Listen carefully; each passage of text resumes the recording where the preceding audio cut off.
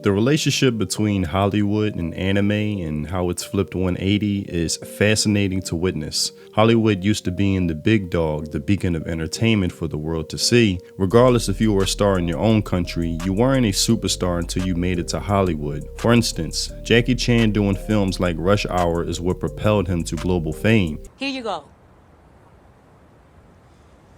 Let me see that again. I didn't get a good look at that.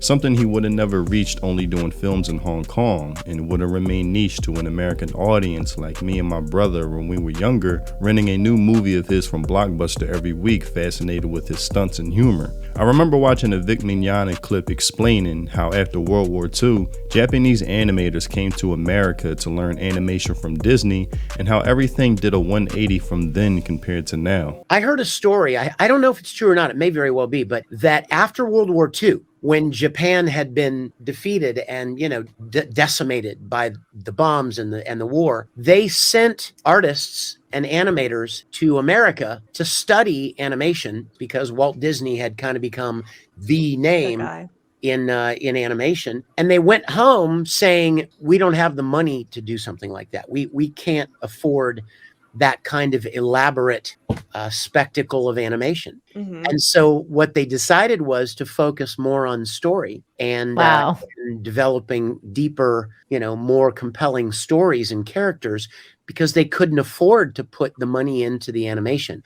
That's why anime has a certain look. That's why it's not full frame rate. That's why they reuse. That's why personal freeze, like the character will freeze, because they couldn't afford it in a few minutes. But it's really amazing how it's come full circle now. And so many animation companies in Western production now are trying to imitate the anime style. And traditionally, the anime people that came over to study Western animation, they took home what they could learn from it and developed it and embellished it and made it their own. And it's really interesting how it's come full circle now.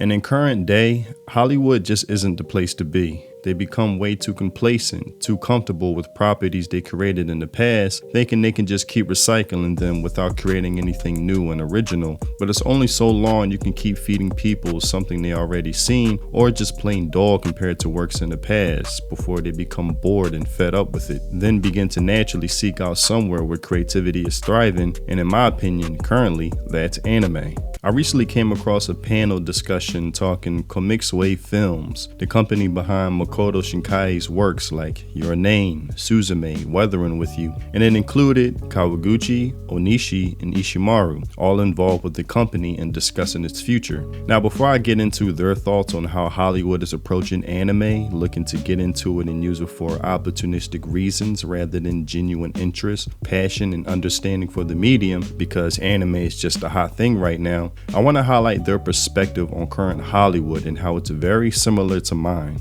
Kawaguchi, when I was in high school, I didn't go to see Japanese movies, and it was mostly Hollywood movies, because these days aren't like that. Disney Pixar is a Hollywood movie, but I'll probably watch a Disney Pixar movie. Are the recent Disney Pixar movies good? And it says the audience gives a vague response like, I don't know about that. And then he says, that's what I'm talking about. And everybody laughs. Like, there's this understanding that Disney ain't what it used to be. And if anything, is a shell of what they once were, paling in comparison, hot garbage. And then Onishi asked, doesn't Hollywood have a glittering image? At least that's the image I had, but this glittering Hollywood has been a bit down lately. And to me, that's an understatement. They talk about the Oscars losing its glam and prestige, becoming politicized with things like #MeToo, Oscars so white, and just political correctness going too far, with a quote from Kawaguchi saying, even in anime, there are always Hispanic, Black, and Asian characters. There are times when you wonder, why is there an Asian character here? And it's just funny because the people it's supposed to pander to, it doesn't even make sense to themselves. But that's not the goal with these types. The goal is representation, aka political correctness. With this background, it was particularly amazing for a while, but it was too much of a reflection of that and the works that didn't become hits. People were getting a bit tired of superhero movies and they were losing steam. The latest work, Thunderbolts, is said to have made a bit of a comeback. No, it flopped, and it flopped badly, but I think this statement from Onishi really sums it up well. The mentality that Hollywood had, thinking it could forever remain the big dog of entertainment, serving everybody mediocre or garbage content rather than extraordinary films. I feel like America is saying things like, everyone, eat a Big Mac, and the market is tired of that and responds with, oh no, we also have sushi, and everyone is starting to think, oh, we have this too. It's delicious. This is a big change, and I think sushi is anime in this metaphor.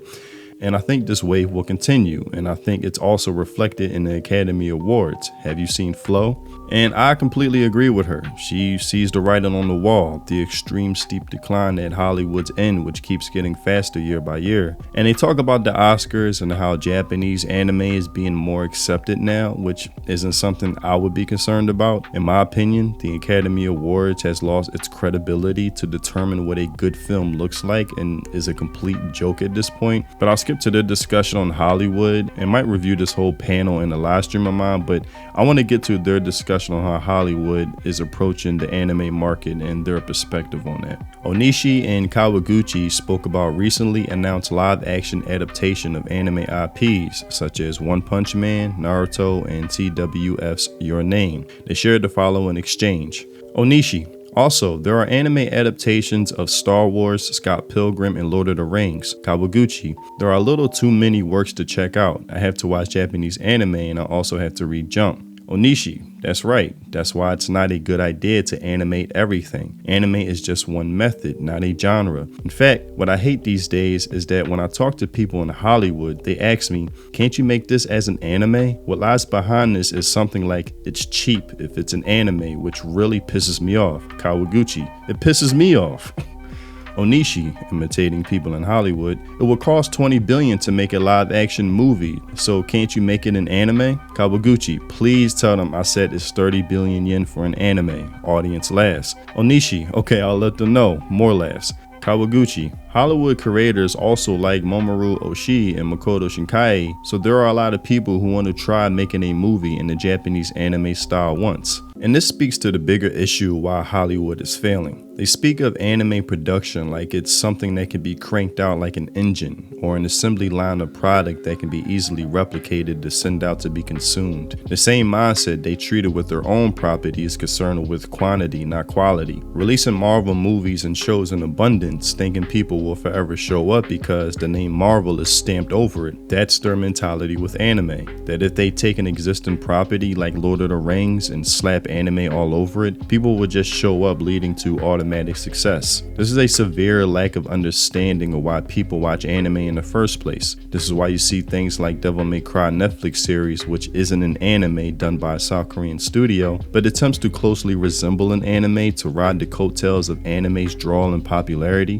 That while it had a success with ratings because it's a popular franchise, it made a huge upset with actual fans of the series, not casual fans. And it's only so long you can rely on goodwill from casual fans before running property like that into the ground as well. These are opportunists, not enthusiasts. And these people on this panel have a right to be upset with how Hollywood approaches the medium. Like, can't you just turn this into an anime? What's the big deal? It shouldn't be that hard. It's full of dismissiveness, disrespect, and ignorance, not understanding how animators are already overworked in the industry and that they should just come to your beck and call to work on your piece of shit properties that are failing by your own decisions and now want to come to them because you see them as the new thing that's in right now. But if I were these Japanese creators, I would realize I have all the leverage now. No more do I have to appeal to your authority, abide by your guidelines of censorship, political correctness, or negotiations as such. I would have the take it or leave it approach. Here's my fee. What are you going to do? Make another Marvel movie that'll flop? And if they don't accept, fuck them!